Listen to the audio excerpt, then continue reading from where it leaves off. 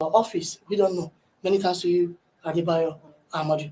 Now, Jafaru, let's come to you for want of time. People expressed a lot of reactions yesterday over the outage by social media giant Facebook and its associated platform. Now, like you said earlier, that this should be unexpected. This should not be unexpected. That is bound to happen. Now, people also express fear that in between the blackout, people's vital information could be breached. Should we nurse this fear? Well, the blackout was caused by something that is called a DNS. Now, a DNS is the full meaning of a DNS is domain name system, and it's more of like the phone book, just the way we have phone book on our phones. That's the phone book of the internet. So the DNS, the name, let's say Facebook.com. The DNS is one that has the IP address that translates the name facebook.com into the IP address that the system recognizes. So the problem was that the name could not be translated into the IP address.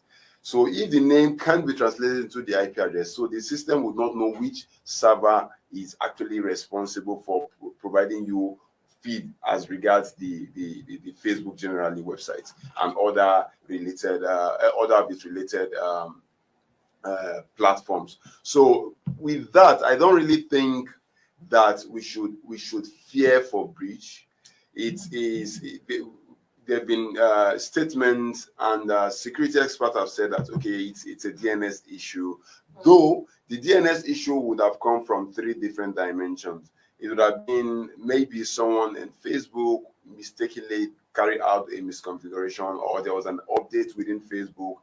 Then there is also a possibility for an attack on Facebook, and this kind of attack is called DOS, denial of service.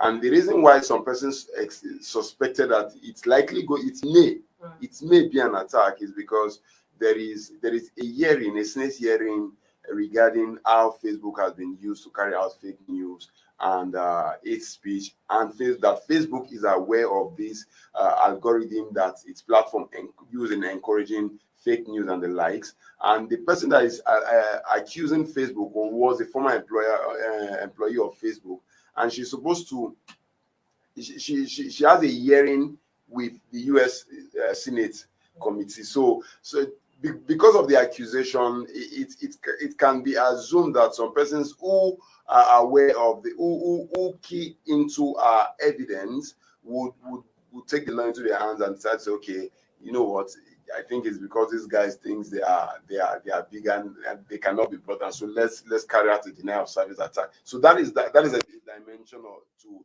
the whole outage. Yes. So then there is as earlier mentioned, there is the misconfiguration that would have come from whatsoever place. Maybe someone inside Facebook decide to misconfigure something that ensures that the IP could not resolve to the domain could not resolve to the IP. Then before yesterday, many people, it's apparent they were not conscious of other multi-messaging platforms like Telegram and Viber. Just because of what happened to Facebook, WhatsApp, and Instagram, they quickly switched to those platforms. So will you say it is good to actually diversify? Let me use that word, diversify. It's or definitely concentrate. You would always advocate for you not to put all your eggs in one basket. Exactly. So WhatsApp it's good, but every of this platform have their own advantage and disadvantage. Like for WhatsApp, they talk about end-to-end encryption. They talk about high availability rates and the likes. For Telegram, you can create thousands of persons can be in a group in Telegram, compared to WhatsApp that has a limit of 500 and 250. Even more advantages. Yeah, so there are, each of them has their own advantage and disadvantage. So you weigh it, like you get more attack on Telegram than on WhatsApp. Okay. You get like account takeover hardly happens on Telegram, but it happens on WhatsApp.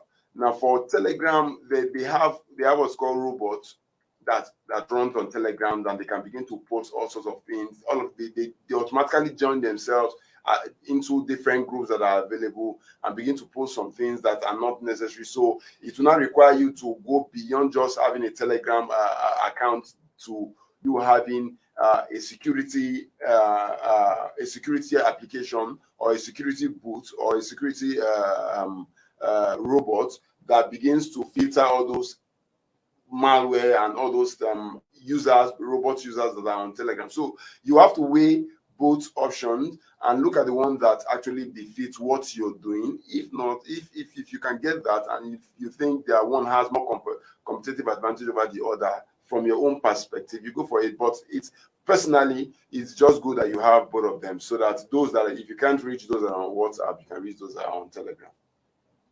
Okay, I just want to find out, is there, in your view, is there any way they can guard against what happened yesterday, talking about Facebook? It's human error. It's human. If we were to look at it from the dimension of it being a misconfiguration, it's human error, and we are not perfect. That's the truth. We work towards perfection, but we are not perfect. So once in a while, we should. For me, I would say kudos to Facebook and all its platforms. They've been out for They've been up and running for 17 years, and this is the only time that we've had a blackout or a major blackout. Other times have been few minutes, it's back and all that. So it's a good one. If for 17 years and someone has a blackout for just a couple of hours in 17 years, then I think it's a good one. It's a good one. They are machines, and we should expect that once in a while machines will fail, even though research and innovation drives us to a state where machine becomes reliable and even more reliable than humans. All right, many thanks to you, Hanniel Jafaru, ICT and cyber security expert, for creating time to join us on Inside Nigeria at the Leadership Podcast Studio. All right, we hope to see more of you. Well, viewers, we need to go on a short break. When we come back, we'll be joined by Taiwo Hassan Adebayo, investigative journalist at the Premium Times, to discuss Pandora Papers, implication for anti-corruption war in Nigeria. We'll be right back.